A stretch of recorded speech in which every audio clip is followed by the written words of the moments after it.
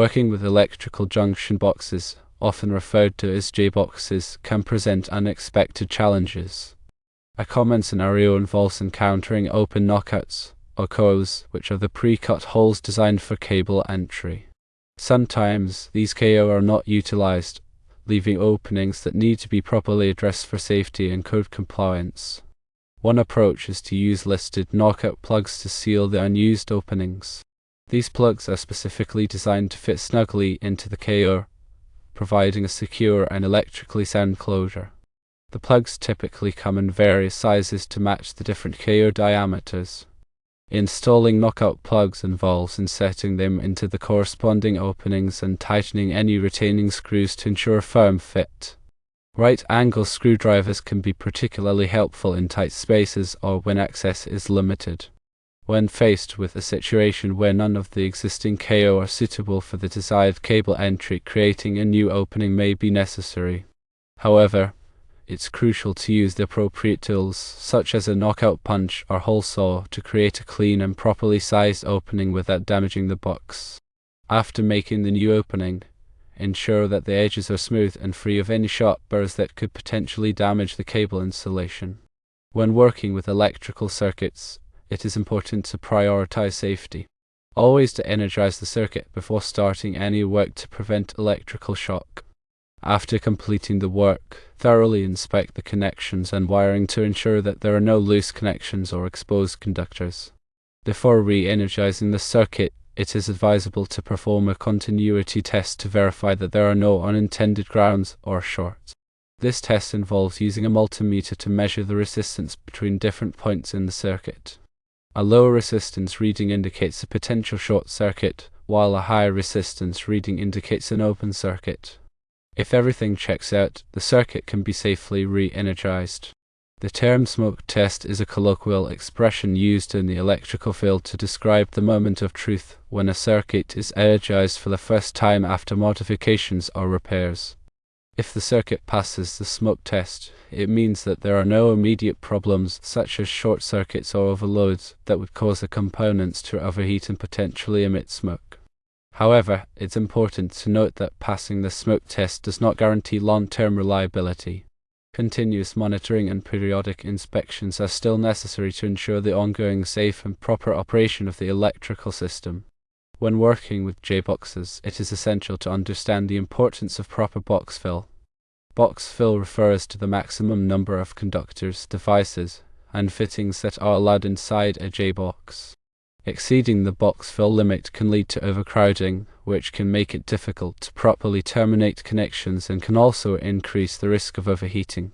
The National Electrical Code, NEC, provides detailed guidelines for calculating box fill based on the size of the box and the types and sizes of conductors and devices installed within it.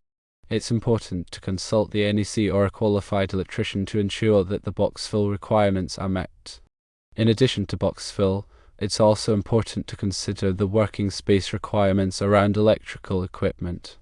The NEC specifies minimum clearances that must be maintained around electrical panels, switchboards, and other equipment to provide safe access for maintenance and repairs. These clearances ensure that electricians have enough room to work comfortably and safely without being obstructed by other objects or structures. When running cables into Jboxes, it's important to use the appropriate cable clamps or connectors to secure the cables to the box. These clamps or connectors provide strain relief, which prevents the cables from being pulled or damaged. They also help to maintain a secure and electrically sound connection between the cable and the box. There are various types of cable clamps and connectors available, each designed for specific types of cables and applications. It's important to select the correct type of clamp or connector to ensure a proper and secure installation. When terminating conductors inside Jboxes, it's important to use the appropriate wire connectors or terminals. These connectors or terminals provide a secure and reliable connection between the conductors, preventing them from coming loose or creating a high-resistance connection. There are various types of wire connectors and terminals available, each designed for specific types of conductors and applications. It's important to select the correct type of connector or terminal to ensure a proper and safe installation. When working with aluminum conductors, it's important to use connectors and terminals that are specifically designed for use with aluminum. Aluminum conductors are more susceptible to corrosion than copper conductors, so it's important to use connectors and terminals that provide a corrosion-resistant connection. These connectors and terminals are typically made of aluminum or are coated with a corrosion-inhibiting compound. When splicing conductors inside Jboxes, it's important to use the appropriate splicing methods. There are various splicing methods available, each with its own advantages and disadvantages. Some common splicing methods include wire nuts, crimp connectors, and solder connections. It's important to select the appropriate splicing method based on the type of conductors being spliced, the size of the conductors, and the environmental conditions. When making solder connections, it's important to use a rosin-core solder and to avoid using acid-core solder, as acid-core solder can corrode the conductors. When working with grounding conductors, it's important to ensure that they are properly connected to the grounding system. The grounding system provides a low impedance path for fault current to flow back to the source, which helps to protect people and equipment from electrical shock. Grounding conductors should be connected to a grounding electrode, such as a ground rod or a water pipe, and should be sized according to the NEC. When working with equipment grounding conductors, it's important to ensure that they are properly connected to the metal enclosures of electrical equipment. Equipment grounding conductors provide a path for fault current to flow back to the source in the event of a fault within the equipment. This helps to protect people from electrical shock and to prevent damage to the equipment. When working with bonding jumpers, it's important to ensure that they are properly connected to the metal parts of electrical equipment and raceways. Bonding jumpers provide a low impedance path for fault current to flow between different metal parts, which helps to equalize the voltage and reduce the risk of electrical shock. Bonding jumpers should be sized according to the NEC.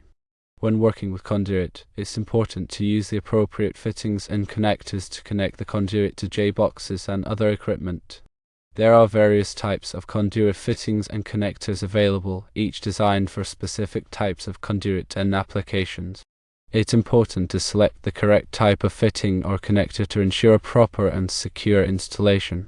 When installing conduit, it's important to support it properly to prevent it from sagging or becoming damaged. Conduit support should be spaced according to the NEC. When working with flexible metal conduit, it's important to use the appropriate fittings and connectors to ensure a proper and secure connection.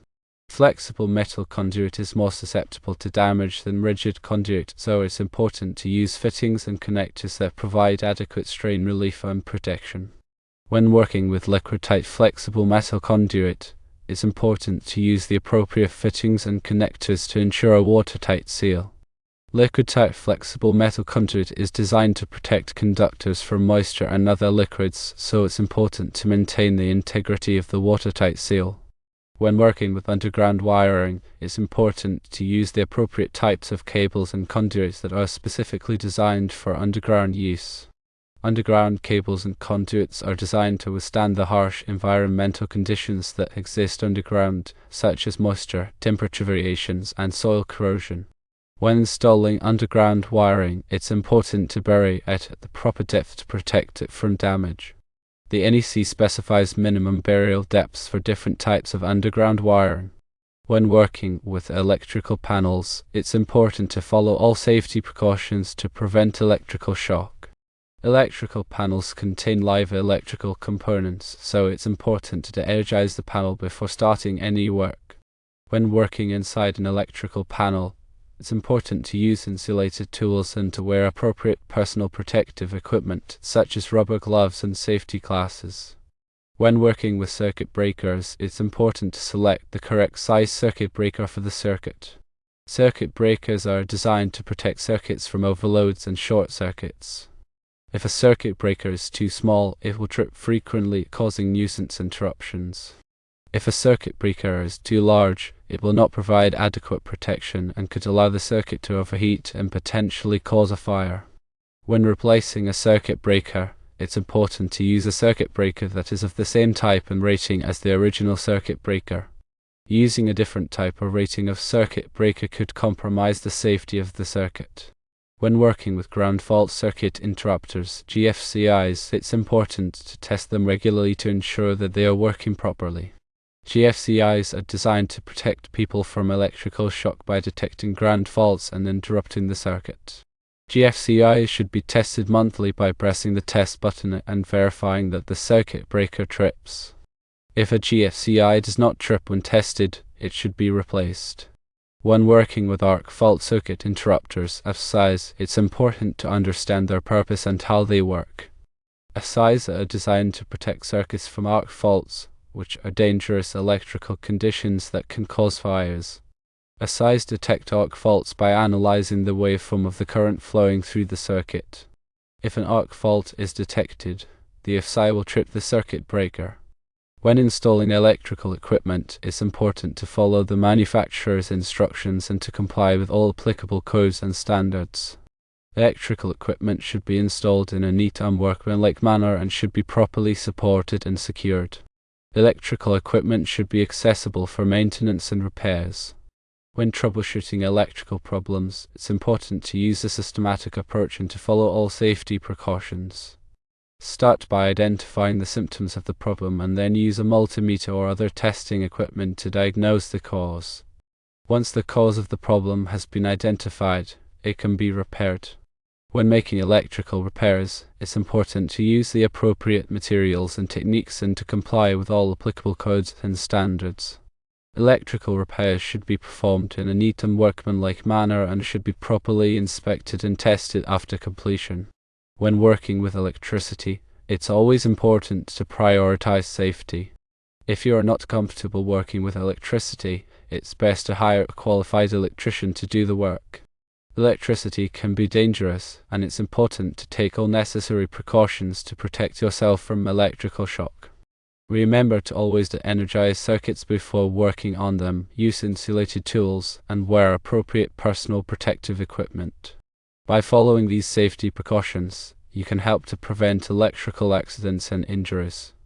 Always consult the latest edition of the National Electrical Code for specific requirements and guidelines related to electrical installations and repairs. Electrical codes and standards are constantly evolving, so it's important to stay up to date on the latest changes. In conclusion, working with electrical systems requires a thorough understanding of electrical principles, safety practices, and applicable codes and standards. By following these guidelines, you can ensure that electrical work is performed safely and correctly. Always prioritize safety and consult with a qualified electrician if you have any doubts or questions.